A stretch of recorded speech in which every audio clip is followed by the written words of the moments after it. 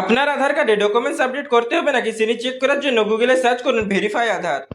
তারপর সব থেকে উপরের লিঙ্কে ক্লিক করুন। ক্লিক করার পর এই মতনের পেজ খুলবে, যেখানে নিচে স্ক্রল করার পর আপনি চেক আধার ভ্যালিডিটি বলে একটি অপশন দেখতে পাবেন। এখানে ক্লিক করুন। ক্লিক করার পর এই ধরনের পেজ খুলে যাবে, যেখানে আপনাকে আপনার আধার নম্বর এবং ক্যাপচা ফিল করতে হবে। ফিল করার পর প্রসিড বাটনের উপর ক্লিক করতে হবে। প্রসিড বাটনের উপর ক্লিক করার পর আপনি দেখতে পাবেন যে আপনার আধার কার্ড এক্সিস্ট রয়েছে এবং নিচে লেখা রয়েছে যে this Aadhaar number requires document update, proof of identity, proof of address. যদি এই মতন লেখা থাকে তাহলে আপনাকে আপনার আধার আপডেট করতে হবে, এবং যদি এই মতন লেখা না থাকে, নর্মালি আপনার আধার এক্সিস্ট এবং সব কিছু ডিটেলস থাকে কিন্তু এটি লেখা না থাকে, ধরুন এই মতন লেখা থাকে, তাহলে আপনাকে কোনো আপডেট করতে হবে না।